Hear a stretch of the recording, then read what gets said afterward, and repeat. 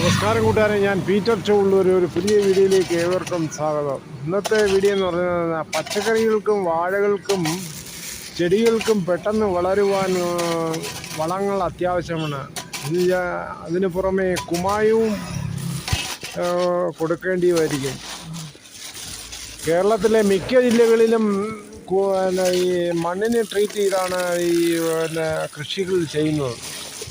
കുമ്മായം ആണ് ഇതിന് അത്യന്താപേക്ഷിതമായ ഒരു ഘടകം.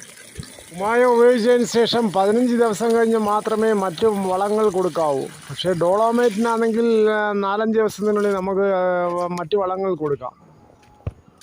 നമ്മുടെ മണ്ണിൽ ഹൈഡ്രജൻ്റെയും അലൂമിനിയത്തിൻ്റെയും അളവ് കൂടുതലും കാൽസ്യത്തിൻ്റെയും മഗ്നീഷ്യത്തിൻ്റെയും അളവ് കുറവാണ്. അതുകൊണ്ടാണ് ഈ പുളിരസം ഉണ്ടാകുന്നത്. അതിനുവേണ്ടിയാണ് ഈ കുമ്മായം അല്ലെങ്കിൽ ഡോളോമേറ്റൊക്കെ ഉപയോഗിക്കുന്നത്. ഈ പുളിരസം കൂടുതലായതുകൊണ്ട് ചെടികൾക്ക് പെട്ടെന്ന് വളങ്ങൾ പിടിച്ചെടുക്കാനുള്ള ഒരു കഴിവില്ല. അന്നേരം ഈ പുളിരസം കുറച്ചിട്ട് വേണം വളങ്ങളിടുമ്പോൾ പെട്ടെന്ന് അത് വലിച്ചെടുക്കാൻ അതിനൊരു ഉന്മേഷം കിട്ടും. അതാണ് ഈ കുമ്മായം ഉപയോഗിക്കുന്നുള്ള പ്രയോജനം.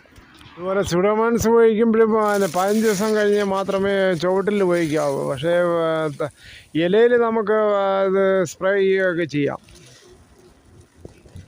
സ്യൂഡോമോണസിൻ്റെ ജൈവ ബാക്ടീരിയകൾ ഈ കുമ്മായത്തിൽ വർക്ക് ചെയ്യത്തില്ല.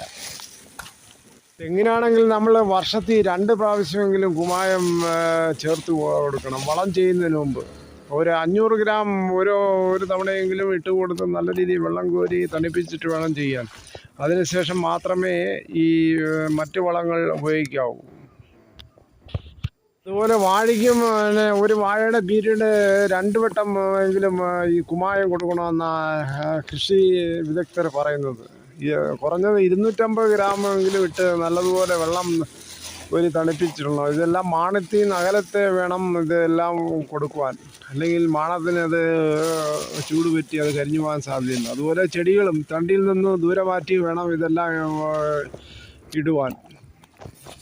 എപ്പോൾ കുമ്മായം കൊടുക്കണമെന്ന് നമുക്കെങ്ങനെ അറിയാം? ഇല മുരടിപ്പോൾ വളർച്ച കുറവോ മറ്റ് നമുക്ക് കാണുമ്പോൾ അറിയാം. കാൽസ്യത്തിൻ്റെ അഭാവം വരുമ്പോഴാണ് ഈ കുമ്മായം നമ്മൾ ഇട്ട് കൊടുക്കേണ്ടത്. അത് നേരത്തെ അത് വരുന്നതിന് മുമ്പേ നമ്മൾ കുറച്ച് കൊടുത്തിരിക്കണം കുമ്മായം അല്ലെങ്കിൽ ഡോളോമേറ്റ്.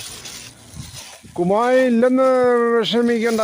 അതിന് പകരം നമുക്ക് വീട്ടിലുണ്ടാകുന്ന തന്നെ ഒരു സാധനം മുട്ടയുടെ തോട് എല്ലാം ഉണക്കിപ്പൊടിച്ച് നല്ലതുപോലെ പൊടിച്ച് വെച്ചാൽ അതൊക്കെ ഇതിന് ഇട്ട് കൊടുത്താൽ അതൊരു കാൽസ്യം സമ്പുഷ്ടമായ ഒരു സാധനമാണ് മുട്ടയുടെ മുട്ടത്തോട്. അത് നല്ലതുപോലെ പൊടിച്ച് കൊടുക്കണം. അങ്ങനെ ഇത് ഉപയോഗിച്ച് നല്ല ഉൽപ്പന്നങ്ങൾ, അതായത് നല്ല കായ് വിത്തുകൾ ഉണ്ടാവും. ഇതോടൊപ്പം ഈ ഡോളോമേറ്റും കുമ്മായവും മറ്റു വളങ്ങളും കിട്ടുന്ന കടയുടെ ഫോൺ നമ്പർ ഇവിടെ കൊടുക്കാം. ഇത്രയും സമയം വീഡിയോ കണ്ടതിൽ വളരെയധികം നന്ദി.